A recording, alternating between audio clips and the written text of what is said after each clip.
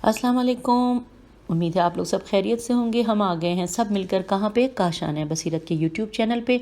आप में से अगर कोई भी थका हुआ है या कोई भी उदास है, थकावट आपकी दूर हो जाएगी और उदासी भी ख़त्म हो जाएगी। क्यों? इसलिए कि ये प्लेटफॉर्म ऐसा है जहाँ पे हम बहुत अच्छी किताबें मिल के पढ़ते हैं और किताबें इतनी अच्छी दोस्त होती हैं, सारे गम भुला देती हैं। आइए हम मिलकर रीडिंग का आगाज़ करते हैं। और जिस किताब को हम पढ़ रहे हैं उसका नाम है इमाम मोहम्मद तकी अलैहिस्सलाम विलादत से शहादत तक, जिसके मौलिफ हैं हम सब के पसंदीदा। कौन है भला? मैं नाम बता दूं, मुझे बताना ही पड़ेगा इसलिए कि हो सकता है कुछ लोग ऐसे हैं जिन्होंने अभी ज्वाइन किया हो। आयतुल्लाह सैयद मोहम्मद काजिम कज़वीनी साहब, जो कि हम लोग, इनकी बहुत सारी किताबें हमारे पास काशान बसीरत में मौजूद हैं। तो आइए अब हम जो पढ़ रहे हैं इसका है पार्ट नंबर 3 और पेज नंबर 37। इसमें आपको याद होगा लास्ट मैंने ऑडियो में आपको बताया था कि जो पे हमने क्या कौन सी हेडिंग से पढ़ना है, वो है मकतब वाक़फ़िया। अच्छा, मकतब वाक़फ़िया के बारे में हाशिये में लिखा है कि अल वाक़फ़िया ये वो मकतब है जिसने हज़रत इमाम मूसा काज़िम अलैहिस्सलाम की इमामत पर वक़ूफ़ किया था और कि वो आखिरी इमाम हैं। अब आइए, हमने हाशिये में पढ़ लिया, अब हम बाकायदा पढ़ते हैं। लिखा है हज़रत इमाम तकी अलैहिस्सलाम की विलादत बयान करने से पहले हम फ़िरक़ा वाक़फ़िया पर गुफ्तगू करते हैं कि जो आप अलैहिस्सलाम की विलादत से पहले मौजूद था। हज़रत इमाम तकी अलैहिस्सलाम की हयात मुबारक बाकी तमाम आइम्मा से मुमताज़ व जुदागाना है। आप अलैहिस्सलाम ने अपने वालिद बुज़ुर्गवार हज़रत इमाम अली रज़ा अलैहिस्सलाम के ज़ेर साया अपनी हयात मुबारक के वो अय्याम गुजारे जब अक़ायद की बहसें ज़ोरों पर थीं। उस ज़माने के अहले बैत अलैहिस्सलाम के पैरोकार ख़ासे मुतासिर हुए थे। बाज़ लोगों के क़ुलूब कमज़ोर हुए थे, बाज़ के अफ़कार मुस्तरब हुए। अक्सर लोग हक़ पर साबित कदम रहे। अक़ायदी फितने ने उन्हें मुतासिर नहीं किया था। उस वक्त मकतब वाक़फ़िया पैदा हो चुका था। इन लोगों ने हक़ को छोड़ दिया और ख़ते अहले बैत अलैहिस्सलाम से मुनहरिफ हो गए थे और शैतान के तरीक़े पर चल पड़े थे। लेकिन कुछ अरसे बाद उनकी तहरीक ने दम तोड़ दिया और ये ग्रोह बिखर गया। अब उनका नाम लेने वाला भी कोई नहीं है। अगले पैराग्राफ में है कि जी हाँ, कहा गया है कि हिंदुस्तान में उनकी एक छोटी सी जमात मौजूद है, लेकिन उन्हें कोई नहीं जानता। यहाँ इस फ़िरक़े के बारे में मुख्तसर गुफ्तगू करते हैं। ये फ़िरक़ा जहाँ ज़ाल है, ज़्वाद अलिफ लाम, वहाँ मुज़ल भी है, मीम पे पेश है और ज़्वाद लाम मुज़ल भी है।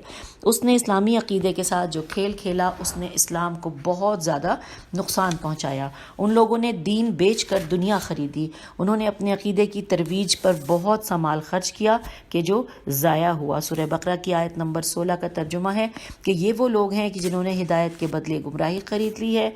चुनाचे ना तो उनकी तिजारत सूदमंद रही और ना ही उन्हें हिदायत हासिल हुई।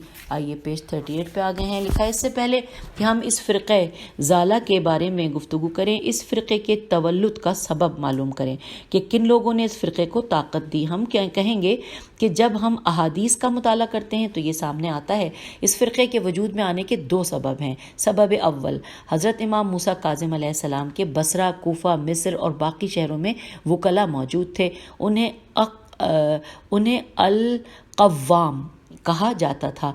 ये लोग हुकूक़ शरिया, नज़ूर, नून ज़े वाव रे, नज़ूर, हिदाया और माल औक़ाफ़ इमाम अलैहिस्सलाम तक पहुँचाते थे और इमाम अलैहिस्सलाम उन्हें लोगों तक भिजवा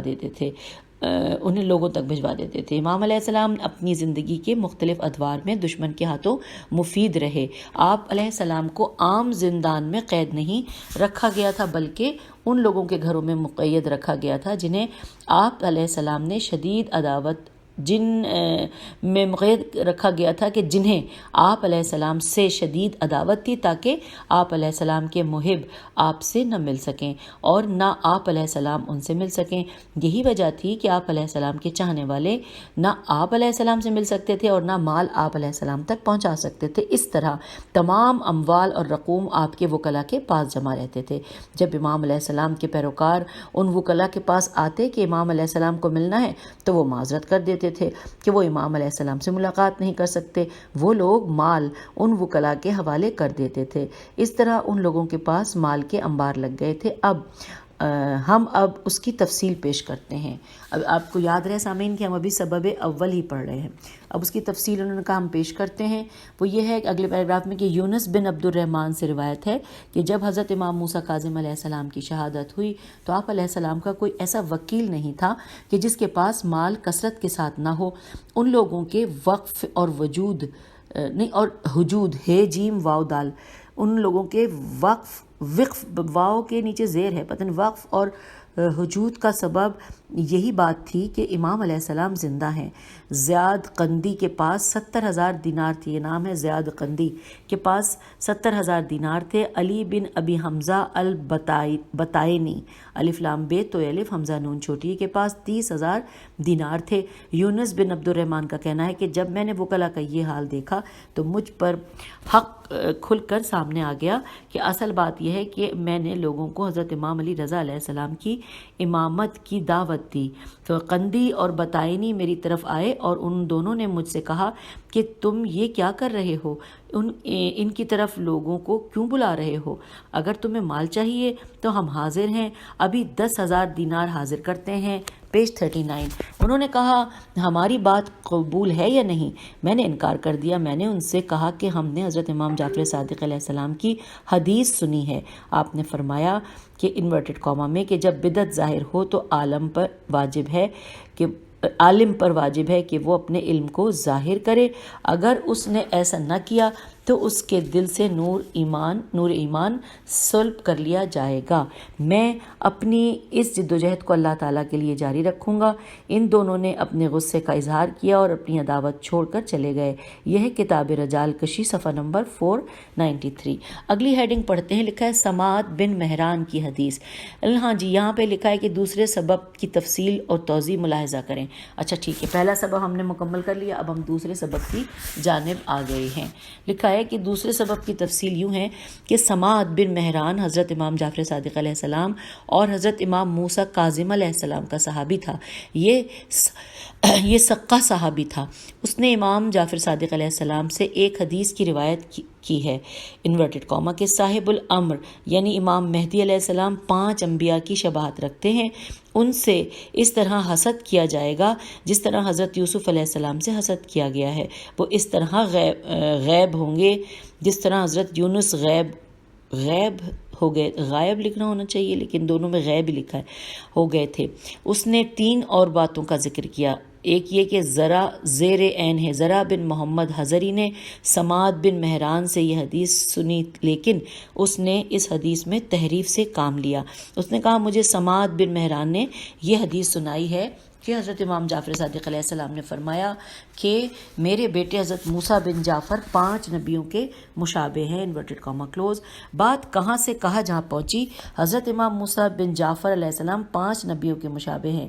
آپ علیہ السلام اس طرح غیب ہو جائیں گے جیسے، پھر یہاں پہ غیب ہی لکھا ہے، غیب ہو جائیں گے جیسے حضرت یونس علیہ السلام۔ اس کا حاصل یہ ہے کہ حضرت موسیٰ بن جعفر علیہ السلام وفات نہیں پائیں گے بلکہ غیب ہو جائیں گے۔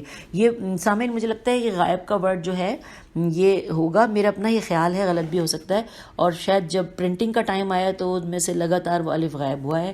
اب یہ آپ لوگوں کے جو سننے والے ہیں آپ فیصلہ آپ کریں گے۔ ہم آ گئے ہیں پیج 40 پہ، لکھا ہے زرا بن حضرمی، زیر عین ہے، بن محمد حضرمی ہے، زواد رے میم چھوٹی نے اس حدیث میں تحریف کر کے لوگوں کو گمراہ کرنا شروع کر دیا۔ وہ لوگوں کے سامنے اس حدیث کو بیان کرتا تھا اور اس کی نسبت سماعت بن مہران کی طرف کر دیتا تھا کہ اس نے حضرت امام جعفر صادق علیہ السلام سے یہ حدیث سنی تھی۔ اس جھوٹی حدیث کو مزید تقویت اس وقت ملتی ہے کہ جب سماعت بن مہران کی وفات حضرت امام موسیٰ کاظم علیہ السلام کی زندگی میں ہو گئی، پھر تو یہ جھوٹی حدیث بغیر کسی رکاوٹ کے ہر طرف پھیل گئی، کیونکہ سماعت فوت ہو چکے تھے، سین میم الف عین تھے، سماعت فوت ہو چکے تھے کہ وہ اس اکذوبہ کی نفی کرتے، الف کاف زے واو بے ہے۔ پھر لکھا ہے وہ شیعہ جن کے عقائد ضعیف تھے اور وہ افراد جن کے دلوں میں مرض تھا، انہوں نے زرا کی اس جھوٹی حدیث کو قبول کر لیا تھا۔ وہ وکلاء جن کے پاس مال امام علیہ السلام کے ڈھیر لگے ہوئے تھے، یہ جھوٹی حدیث ان لوگوں کے لیے مال امام علیہ السلام ہڑپ کرنے کا بہترین اور مضبوط ترین ذریعہ بن گئی کہ بس امام علیہ السلام غائب ہو گئے ہیں، ان کا انتظار کرنا چاہیے، جب وہ آئیں گے تو یہ مال ان کے حوالے کر دیا جائے گا۔ اگر وہ امام کی شہادت کا اعتراف کرتے کہ امام اس دنیا سے رخصت ہو گئے ہیں تو پھر انہیں یہ مال زمانے کے امام حضرت امام علی رضا علیہ السلام کے حوالے کرنا پڑتا، لیکن مال کی محبت نے انہیں گمراہ کیا اور وہ سلسلہ امامت کا انکار کر بیٹھے۔ انہوں نے اس حدیث موضوعہ کی نشر و اشاعت میں بھرپور توانائی خرچ کی، حالانکہ وہ اس جھوٹ کو خوب جانتے تھے۔ دنیا کی لالچ نے انہیں ویران کر دیا۔ اگلے پیراگراف میں ہے کہ افسوس کی بات تو یہ ہے کہ جب ہم ائمہ علیہ السلام کی زندگانی کا مطالعہ کرتے ہیں تو وہاں خاموشی نظر آتی ہے کہ جس طرح زرع بن محمد اور اس کے ساتھی اس جھوٹی حدیث کی اشاعت کر رہے تھے، ان کی مخالفت کرنے والا کوئی نہیں تھا۔ اے کاش ہمیں اس آدمی کے انحراف کے اسباب کا علم ہوتا کہ وہ کیوں منحرف ہوا ہے، اس نے حدیث میں تحریف کیوں کی ہے۔ یہ ایک عقائدی جرم تھا، دینی جنایت، جیم نون الف یہ جنایت تھی اور بدترین خیانت تھی۔ اگلے پیراگراف میں ہے کہ کیا زرع بھی امام علیہ السلام کا وکیل تھا؟ اس نے بھی اپنے پاس مال امام علیہ السلام کے ڈھیر لگا رکھے تھے۔ اس نے اس طرح مال میں لالچ کیا جس طرح سے اس کے ساتھیوں نے لالچ کیا، یا پھر کچھ اور اسباب تھے اور ان کی تفصیلات تھیں جو ہم پر مخفی ہیں؟ یہ تمام سوالیہ نشان ہیں۔ اور اب ہم آگے ہیں پیج 41 پہ، لکھا ہے جی ہاں، علماء علم رجال نے ذکر کیا ہے کہ یہ واقعی تھا۔ اچھا، اور ان لوگوں پر افسوس کہ جنہوں نے اس کے بارے میں لکھا کہ وہ اس فکر واقفی کیا موز تھا، میم واو، واو پہ حمزہ ہے اور پھر سین تھا، اور اس عقیدے کا موجد تھا اور ان سطور کا واضح تھا، واو الف زواد عین۔ اگلے پیراگراف میں ہے کہ اس ساری بحث کا نتیجہ یہ سامنے آتا ہے کہ وکلاء نے موقع پرستی کا ثبوت دیا اور اس جھوٹی حدیث کو صحیح ثابت کرنے کی کوشش کی جس کی زرع بن محمد نے تحریف کی۔ زرع کی آپ کو ہجے نہیں بتائیے، زے پہ پیش ہے، زے رے اور عین ہے، زے وہی ہے نا ریڑے زے والا، تو زے رے عین ہے، تو زرع بن محمد نے تحریف کی تھی۔ ان لوگوں نے حضرت امام موسیٰ کاظم علیہ السلام کے اموال میں غیر شرعی طریقے سے تصرف کیا۔ جناب الکشی نے، الف لام کاف شین چھوٹی ہے، جناب الکشی نے اپنی سند کے ساتھ روایت کی ہے کہ فرقہ واقفہ کی ابتدا اس سے ہوئی کہ ان لوگوں نے اشاعت، یعنی الف شین الف عین سے ہے اشاعسا، اور اشاعسا کے بارے میں یہ سائٹ پہ لکھا ہوا ہے حاشیے میں کہ ہمیں لغت کی کتابوں میں اشاعسا کا معنی نہیں ملا کہ وہ کیا ہے، البتہ انہوں نے اس کی نسبت اشعث کی طرف دی ہے، تفصیل غیر معلوم ہے، اشعث الف شین عین سے۔ اچھا جی، میں بھی سوچ رہی تھی کہ میں دیکھوں گی لیکن جب انہوں نے ہاتھ اٹھا لیے تو میں اب کہاں دیکھوں۔ لکھا ہے اشاعسا کے پاس 30,000 دینار جمع کر رکھے تھے جو مال زکوٰۃ تھا، یہ سب مالی واجبات تھے۔ ان لوگوں نے یہ مال کوفے میں حضرت امام موسیٰ کاظم علیہ السلام کے 2 وکلاء کے حوالے کر دیا، ان میں سے ایک حیان السراج اور دوسرے اس کے ساتھی تھے۔ ان دنوں امام علیہ السلام قید میں تھے۔ ان لوگوں نے کوفے میں مکانات خریدے اور ساتھ ہی زرعی زمینیں خریدیں، انہوں نے اجناس بھی خریدی، اور جب امام علیہ السلام کو شہید کر دیا گیا اور انہیں امام علیہ السلام کی شہادت کی خبر ملی تو انہوں نے امام علیہ السلام کی رحلت کا انکار کر دیا اور شیعوں میں مشہور کر دیا کہ آپ علیہ السلام کی رحلت نہیں ہوئی ہے، یہی قائم ہیں۔ اچھا، اب سمجھ میں آئی بات۔ اگلا پیراگراف ہے، شیعوں کے ایک گروہ کا یہ عقیدہ ہو گیا۔ ان دونوں وکلاء کی بات ہر طرف مشہور ہو گئی، اور جب ان دونوں وکلاء کی موت کا وقت آیا تو انہوں نے وصیت کی کہ یہ مال حضرت موسیٰ کاظم علیہ السلام کے ورثاء کے حوالے کر دیا جائے۔ پھر اس بات کا شیعوں کو علم ہوا تو انہوں نے کہا کہ ان لوگوں نے مال کی لالچ میں آ کر یہ بات کی تھی کہ امام علیہ السلام پردہ غیب میں چلے گئے ہیں۔ اب حوالہ ہے یہاں پہ رجال کشی صفحہ نمبر 459۔ پھر لکھا ہے، میں یہ کہوں گا کہ یہ وکلاء اور نواب خیانت کار تھے اور غیر امین تھے۔ اللہ تعالیٰ نے ان اللہ تعالیٰ نے حکم دیا کہ جن کی امانتیں ہیں وہ ان کے حوالے کر دو۔ میری بات کا یہ مفہوم نہیں ہے کہ امام علیہ السلام نے اسے اپنے مال کا امین بنایا جو خائن تھے، بلکہ مطالعہ کرنے سے یہ بات ثابت ہے کہ ائمہ طاہرین علیہ السلام لوگوں کے ظواہر سے معاملات کرتے زوئے واو الف ہیرے ظواہر سے معاملات کرتے تھے۔ جو لوگ ظاہراً دیندار اور امین ہوتے تھے انہیں اپنا وکیل ٹھہراتے تھے، ائمہ انہیں اپنی امانتوں کا امین بنا دیتے تھے۔ کبھی کبھار ایسا ہوتا تھا کہ ان میں سے کچھ لوگ خائن نکلتے تھے۔ ہم آگئے ہیں پیج 42 پر، لکھا ہے آئیے ہم تاریخ کے ورق کو پلٹتے ہیں۔ یہ ہیں جناب عبید اللہ بن عباس، جسے حضرت امام حسن مجتبیٰ علیہ السلام نے اپنی فوج کا جنرل بنایا تھا۔ اس نے امام علیہ السلام کے لشکر کی کمان چھوڑ دی تھی اور معاویہ کے ساتھ مل گیا تھا کیونکہ اس نے اسے مال کے عوض خرید دیا تھا۔ ایسی مثالوں سے تاریخ بھری پڑی ہے۔ جی ہاں، ائمہ طاہرین علیہ السلام لوگوں سے معاملات ان کے ظاہری کردار کے مطابق کرتے تھے۔ اب یہاں پہ سورہ انفال کی آیت نمبر 42 ہے، ہم ترجمہ پڑھنے جا رہے ہیں انورٹڈ کاما کہ تاکہ ہلاک ہونے والا واضح دلیل کے ساتھ ہلاک ہو اور زندہ رہنے والا واضح دلیل کے ساتھ زندہ رہے۔ مزید برآں وہ کلا ابتدا میں امین تھے لیکن انہوں نے اپنی عاقبت برباد کر دی تھی۔ وہ لوگوں کی امانتوں کے خائن تھے، ان پر واجب تھا کہ وہ مال امام موسیٰ کاظم علیہ السلام کے پاس لے جاتے۔ آپ علیہ السلام کے بعد آپ کے فرزند حضرت امام علی رضا علیہ السلام کے پاس لے آتے۔ یہاں کچھ راز و رموز اور مصالح ہیں، بعض ہم پر ظاہر ہیں اور ان میں سے بعض مخفی ہیں۔ اللہ رب العزت اپنے بندوں کا امتحان لیتا ہے اور انہیں آزماتا ہے، بعض طریقوں سے امتحان میں مبتلا کرتا ہے تاکہ ان کے حقائق سامنے آ جائیں۔ اس طریقے سے وہ اپنے اعمال کی جزا کو دیکھتے ہیں، یا وہ ثواب ہوتا ہے یا وہ عذاب ہوتا ہے۔ ارشاد خداوندی ہے، ترجمہ ہم پڑھ رہے ہیں اور سورہ ہے سورہ العنکبوت کی آیت نمبر 2 اور 3، ترجمہ انورٹڈ کاما کی کیا لوگوں نے یہ خیال کر رکھا ہے کہ صرف اتنا کہنے سے وہ چھوڑ دیے جائیں گے کہ ہم ایمان لائے، اور یہ کہہ کے وہ آزمائے جائیں گے، اور بتحقیق ہم ان سے پہلوؤں کو بھی آزما چکے ہیں، کیونکہ اللہ کو بہرحال یہ واضح ہے کہ کون سچے ہیں، اور یہ بھی ضرور واضح کرتا ہے کہ کون جھوٹے ہیں۔ Inverted comma close. ہم آ گئے ہیں پیج نمبر 43 پر، لکھا ہے قارئین محترم اب آپ نے معلوم کر لیا ہے کہ اس فرقے کے تولد کا سبب کیا ہے۔ یہ شیطان کا مذہب تھا جس نے ان کے سامنے اسے وقف سے تعبیر کیا گیا اور ان کے پیروکاروں کا نام واقفیہ سامنے آیا کیونکہ انہوں نے حضرت امام موسیٰ کاظم علیہ السلام کی امامت پر وقف کیا تھا، آپ علیہ السلام کے بعد آنے والے امام کو تسلیم نہ کیا۔ اس فرقے کی بنیاد لالچ و طمع اور حرص و ہوس تھی کہ اس طریقے سے مال امام علیہ السلام کو وہ چوری کریں اور اپنی ملکیت قرار دیں۔ آپ نے یہ بھی معلوم کر لیا ہے کہ اس فرقے کے اکثر اقطاب الف قاف توئے الف بے اقطاب و رجال مجرم تھے۔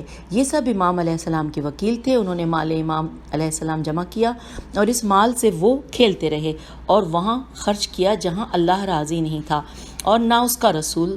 ان لوگوں نے شریعت، عقل، وجدان، فضیلت، انسانیت، امانت، دیانت کی مخالفت کی۔ ان لوگوں نے اپنی خواہشات کی اتباع کی اور خصائل انسانی سے انکار کیا۔ کتب احادیث میں اس فرقے کے بارے میں جو ائمہ طاہرین نے فرمایا ہے وہ ہم یہاں ذکر کرتے ہیں۔ رجال کشی میں ہے کہ حکم بن ایس، این یہ سواد ایس سے روایت ہے کہ حکم بن ایس سے روایت ہے کہ ایک دفعہ میں اپنے ماموں سلیمان کے ساتھ حضرت امام جعفر صادق علیہ السلام کی بارگاہ میں آیا۔ امام علیہ السلام نے فرمایا کہ یہ نوجوان کون ہے؟ میرے ماموں نے کہا یہ میرا بھانجا ہے۔ امام علیہ السلام نے فرمایا کیا تم اس کے عقیدے سے واقف ہو؟ میرے ماموں نے کہا جی ہاں۔ امام علیہ السلام نے فرمایا اللہ کا شکر ہے کہ اس نے اسے شیطان خلق نہیں کیا۔ آپ نے فرمایا اے سلیمان اپنی اولاد کو ہمارے شیعوں کے فتنوں سے اللہ کی پناہ میں دے دو۔ ہم آگے ہیں پیج نمبر 44 پر، لکھا ہے اس وقت میں نے عرض کیا میرے ماں باپ آپ علیہ السلام پر قربان ہوں، وہ فتنہ کیا ہے؟ آپ علیہ السلام نے فرمایا ائمہ علیہ السلام سے انکار اور میرے فرزند امام موسیٰ کاظم علیہ السلام پر وقوف۔ وہ ان کی رحلت کا انکار کریں گے اور کہیں گے کہ ان کے بعد امام نہیں ہے۔ یہ لوگ بدترین مخلوق ہیں۔ بریکٹ میں لکھا ہے رجال کشی صفحہ نمبر 457 یہ کتاب کا نام ہے، جہاں پہ ہمیں یہ تحریر مزید ہمیں تحقیق کے لیے مل جائے گی۔ آگے لکھا ہے جو نیکسٹ پیراگراف میں کہ جناب کشی نے محمد بن عین میم یرے عمیر سے روایت کی ہے، ہمارے کسی صحابی نے کہا کہ میں نے حضرت امام علی رضا علیہ السلام کی خدمت عرض کیا کہ ایک قوم نے آپ علیہ السلام کے والد پر وقوف کیا اور کہا کہ ان کی رحلت نہیں ہوئی ہے۔ امام علیہ السلام نے فرمایا کہ وہ جھوٹے ہیں، جو کچھ حضرت محمد صلی اللہ علیہ وآلہ وسلم پر نازل ہوا اس کے منکر ہیں۔ اگر اللہ اپنی تمام مخلوق میں سے کسی کو موت سے بچانا چاہتا تو وہ ضرور اپنے نبی احمد مصطفیٰ صلی اللہ علیہ وآلہ وسلم کو بچاتا۔ یہ اس کا حوالہ ہے بریکٹ میں رجال کشی صفحہ نمبر 458۔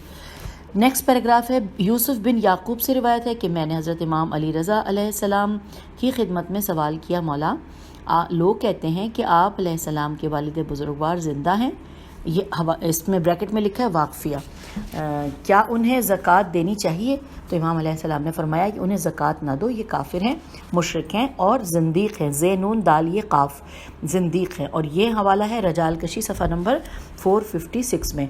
پھر لکھا ہے محمد بن عاصم عین الف صاد میم عاصم سے روایت ہے کہ میں نے امام رضا علیہ السلام سے سنا، آپ نے فرمایا اے محمد مجھے معلوم ہوا ہے کہ تم واقفہ کے ساتھ مجلس کرتے ہو۔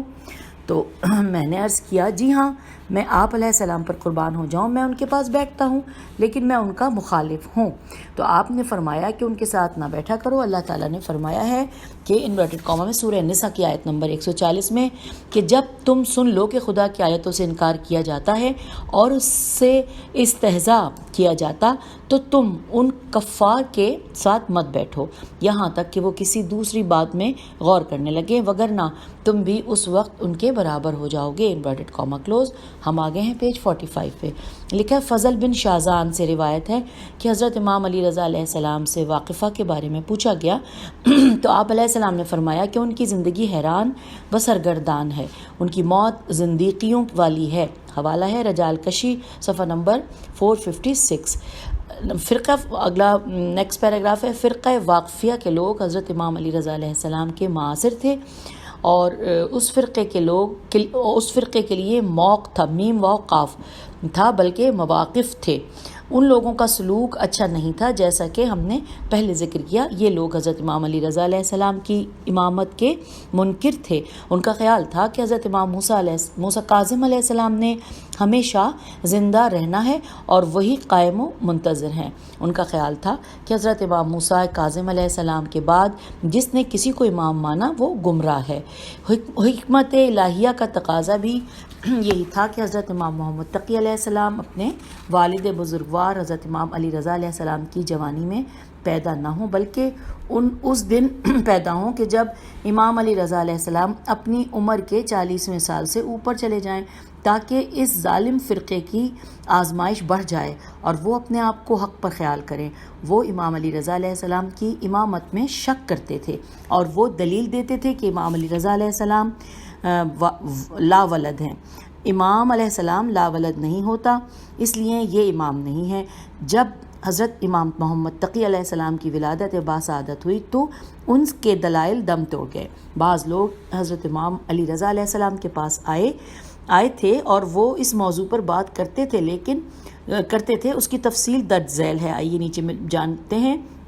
اور رجال کشی میں موجود ہے کہ حسین بن یسار یہ سین الف یسار سے روایت ہے کہ میں اور حسین بن قیامہ بن قافی الف میم الف سریہ جو ہے مدینہ منورہ کے قریب ایک گاؤں کا نام ہے۔ سریہ میں حضرت امام علی رضا علیہ السلام کے پاس آئے اور آپ علیہ السلام نے فرمایا اپنی حاجت بیان کرو، پیج 46۔ حسین بن قیامہ نے کہا کہ کیا اس وقت زمین امام علیہ السلام سے خالی ہے؟ امام علیہ السلام نے فرمایا نہیں۔ اس نے کہا کیا زمین میں 2 امام ہیں؟ امام علیہ السلام نے فرمایا نہیں، ایک امام ہے، اگر 2 ہوں تو ایک صامت ہوتا ہے، بات نہیں کرتا۔ ابن قیامہ نے کہا مجھے معلوم ہوا ہے کہ آپ امام نہیں ہیں۔ تو امام علیہ السلام نے فرمایا تجھے کہاں سے معلوم ہوا؟ اس نے کہا کیونکہ آپ کا بیٹا نہیں ہے اور کیونکہ امامت ایک سلسلے کا نام ہے، جب آپ لا ولد ہیں تو امامت کا سلسلہ آگے کیسے چلے گا؟ تو امام علیہ السلام نے اس سے فرمایا واللہ کچھ دنوں کے بعد میرے ہاں ایک فرزند پیدا ہونے والا ہے اور وہ میرے قائم مقام ہوگا۔ یہ کتاب الکافی جلد نمبر 1 صفحہ نمبر 320 اور حدیث نمبر 4 ہے اس کا حوالہ۔ پھر آگے چلتے ہیں، نیکسٹ پیراگراف میں لکھا ہے کہ یہ حدیث دوسرے طرق کے ساتھ مروی ہے، توئر قاف کے ساتھ مروی ہے، آئندہ آنے والے صفحات میں یہ موجود ہے تو ہم اس کا مطالعہ کریں گے۔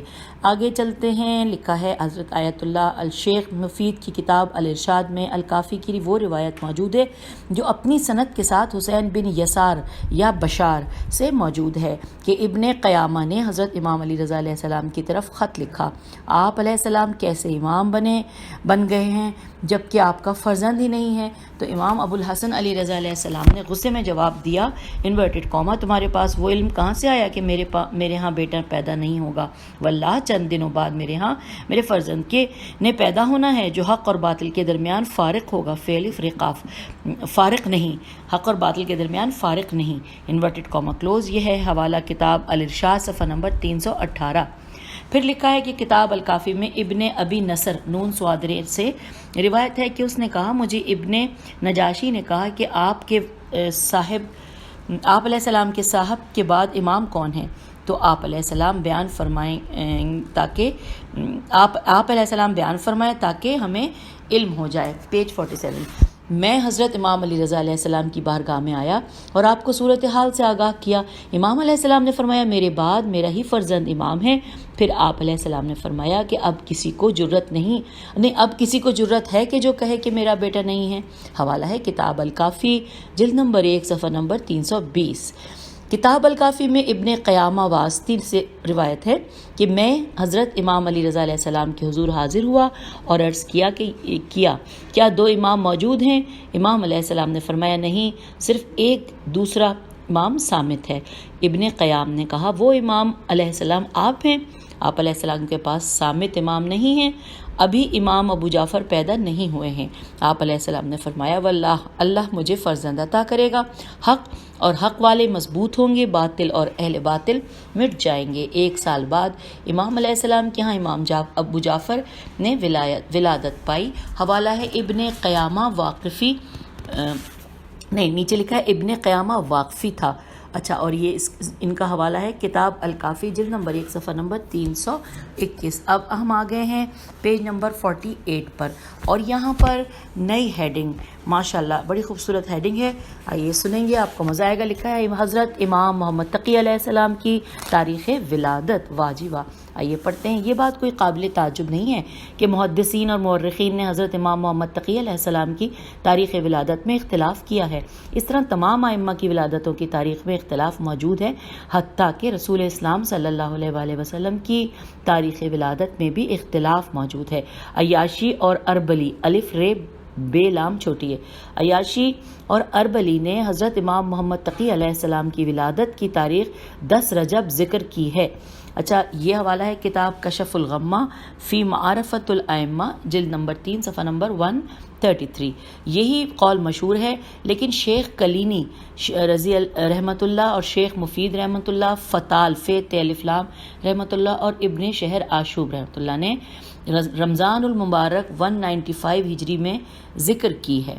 اچھا، اس کا حوالہ ہے الکافی جلد نمبر 1 صفحہ نمبر 493، کتاب الارشاد صفحہ نمبر 316، روضۃ الواعظین جلد نمبر 1 صفحہ نمبر 243، المناقب جلد نمبر 4 صفحہ نمبر 379۔ تو یہ ہم نے پڑھ لیا۔ اب آئیے اس کے بعد آگے چلتے ہیں۔ آگے لکھا ہے کہ پہلے قول کی تائید دعا امام زمان اجل اللہ الشریف سے ہوتی ہے۔ یہ دعا ماہ رجب میں پڑھی جاتی ہے۔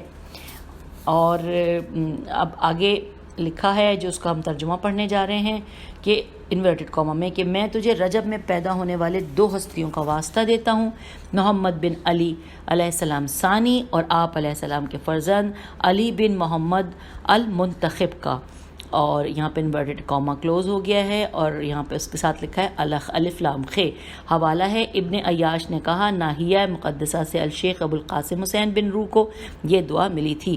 کتاب المصباح کف امی کاف فے عین میم چھوٹی ہے، صفحہ نمبر 535۔ پھر لکھا ہے کہ دنیا بھر میں اس دن امام علیہ السلام کا جشن ولادت منایا جاتا ہے، دینی مراکز اور گھروں کو سجایا جاتا ہے، سبیلے اور کھانے پکائے جاتے ہیں اور اہل ایمان کو ان کھانوں پر بلایا جاتا ہے، شکریہ کے نوافل ادا کیے جاتے ہیں۔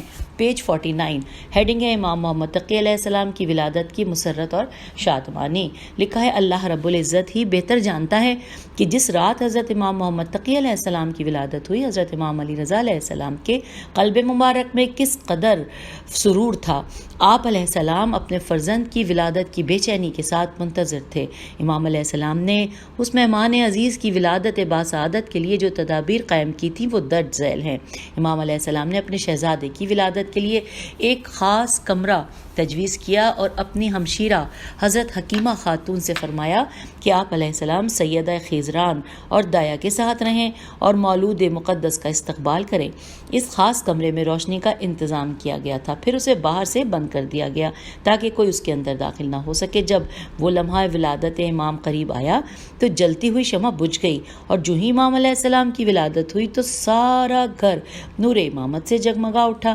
اگر کہیں کوئی چراغ جل رہا تھا تو اس کی روشنی اس طرح مان پڑ گئی کہ جس طرح آفتاب کے نکلنے سے چراغوں کی روشنیاں مان پڑ جاتی ہیں۔ جب جناب سیدہ حکیمہ کی نظر پڑی تو آپ نے دیکھا کہ ایک تشت ہے اور جس میں نومولود موجود ہے، ان کے مقدس جسم پر باریک کپڑا ڈال رکھا ہے، اور آپ نے بچے کو اٹھایا اور اپنی آغوش میں لے لیا اور اس کے جسم سے کپڑا ہٹایا۔ حضرت امام علی رضا علیہ السلام جلدی سے حجرے کا دروازہ کھول کر اندر تشریف لائے اور اپنے مولود عزیز کو سنبھالا اور اپنی آغوش میں لیا اور انہیں لوری دینے لگے اور پیار کرنے لگے۔ حوالہ ہے کتاب مناقب ابن شہراز شوب، جلد نمبر 3 صفحہ نمبر 394۔ لکھا ہے سیدہ حلیمہ امام علیہ السلام کے میلاد کا قصہ کچھ اس طرح سے سناتی ہیں کہ ولادت کا جب تیسرا دن ہوا، حضرت امام تقی علیہ السلام نے آسمان کی طرف نگاہ کی اور فرمایا کہ جب میں نے نومولود سے کلمہ شہادت سنا تو ڈر کر اٹھی اور حضرت امام علی رضا علیہ السلام کے پاس گئی اور عرض کیا، آپ کے فرزند سے میں نے یہ کلام سنا اور یہ بڑے تعجب کی بات ہے۔ امام علیہ السلام نے فرمایا، کیا سنا؟ پیج 50 میں نے پورا واقعہ سنایا۔ آپ علیہ السلام نے فرمایا، اے حکیمہ تم ان سے اس سے زیادہ عجائب دیکھو گی۔ اور اس کے حوالے سے حاشیے میں لکھا ہے کہ ابھی یہ 3 دن کے ہیں کہ کلمہ شہادت پڑھ رہے ہیں، جب یہ جوان ہوں گے تو خدا جانے ان سے کس قدر عجائبات صادر ہوں گے۔ اور بریکٹ میں لکھا ہے المحقق۔ اچھا جی، اب پھر ایک اور ہیڈنگ ہے حضرت امام تقی علیہ السلام اپنے والد بزرگوار کے زیر سایہ۔ لکھا ہے حضرت امام تقی علیہ السلام نے اپنے والد بزرگوار کے زیر سایہ اپنی حیات کے 5 سال گزارے تھے۔ یہاں پر 2 قول ہیں۔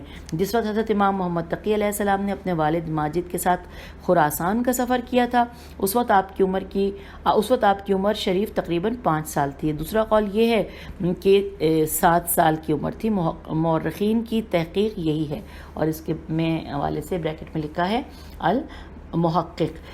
اچھا، اس کے بعد لکھا ہے کہ آپ علیہ السلام اپنے والد مہربان کے قلب اوسا الف واو سین اے کے مرکز میں رہتے تھے۔ آپ علیہ السلام امام علیہ السلام کی محبتوں کا مرکز و محور تھے۔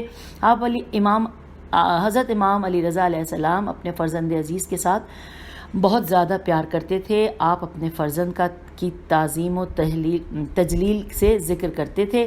آپ کا اسم مبارک اپنی اسم مبارک لسان پر نہیں لاتے تھے۔ اچھا، آپ علیہ السلام کا اسم مبارک اپنی زبان پر نہیں لاتے تھے بلکہ کنیت کے ساتھ بلاتے تھے۔ ابو جعفر کی کنیت کے ساتھ ہمیشہ انہیں یاد کرتے تھے۔ جب سفر خراسان میں آپ علیہ السلام اپنے والد بزرگوار کے ہمراہ تھے تو امام ابو جعفر کے ساتھ آپ علیہ السلام سے بات کرتے تھے۔ محمد بن ابی عباد عین بے الف دال جو امام علی رضا علیہ السلام کے کاتب تھے، اس سے روایت ہے کہ امام علیہ السلام جب بھی اپنے فرزند امام تقی علیہ السلام کا ذکر کرتے تو ان کی کنیت کو زبان پر لاتے، جیسے کہ میری طرف ابو جعفر نے لکھا کہ میں ابو جعفر کی طرف لکھتا ہوں، حالانکہ امام محمد تقی علیہ السلام بچے تھے اور مدینے میں اپنے گھر پر تھے۔ امام علی رضا علیہ السلام ان کی بہت تعظیم کرتے تھے۔ امام محمد تقی علیہ السلام کے خطوط بلاغت کا عظیم نمونہ ہے۔ میں نے حضرت امام علی رضا علیہ السلام سے سنا، آپ نے فرمایا کہ ابو جعفر میرے وصی اور میرے خلیفہ ہیں، اور یہ عیون الاخبار الرضا جلد نمبر 2 صفحہ نمبر 266 میں اس کا حوالہ ہے۔ ہم آ گئے ہیں پیج 51 پہ، یہاں پر ہیڈنگ ہے امام محمد تقی علیہ السلام اور حضرت فاطمہ زہرا سلام اللہ علیہا کا مقام۔ لکھا ہے زکریا بن آدم سے روایت ہے، میں حضرت امام علی رضا علیہ السلام کی بارگاہ اقدس میں جہاضر تھا کہ امام ابو جعفر علیہ السلام کو لایا گیا۔ اس وقت آپ کی عمر شریف 4 سال سے کم تھی۔ آپ علیہ السلام نے اپنا ہاتھ زمین پر مارا اور آسمان کی طرف اپنے سر کو بلند کیا، کافی دیر تک اوپر کی طرف دیکھتے رہے۔ اس دوران حضرت امام علی رضا علیہ السلام نے فرمایا، میری جان کیا سوچ رہے ہو؟ تو حضرت ابو جعفر نے عرض کیا، بابا جان، جو مصائب میری دادی فاطمہ زہرا سلام اللہ علیہا پر گزرے ہیں ان کے بارے میں سوچ رہا ہوں۔ امام علیہ السلام نے انہیں اپنے قریب کیا اور ان کی آنکھوں کے درمیان بوسے دیے، اور پھر فرمایا، میرے ماں باپ آپ پر قربان، آپ ہی امام ہیں۔ اور یہ حوالہ ہے بہار الانوار جلد نمبر 50 صفحہ نمبر 59۔ اور پھر بس نیچے آخری لائن اس صفحے پہ لکھی ہے کہ یہ حدیث عقیدہ رجت کی طرف اشارہ کرتی ہے۔ تو سامعین، اب ہم اجازت چاہتے ہیں، یعنی کہ ہم اپنی ریڈنگ کو روک دیتے ہیں۔ انشاءاللہ اگلی ریڈنگ میں ساتھ مل کر بیٹھیں گے۔ آپ بھی جب سارے کاموں سے فارغ ہو کے تسلی سے بیٹھیں اور پڑھنے کا دل چاہے تو آ جائیے گا، سوئچ آن کر لیجیے گا کاشانہ بصیرت کے یوٹیوب چینل کا۔ اجازت دیجیے، خدا حافظ، فی امان اللہ۔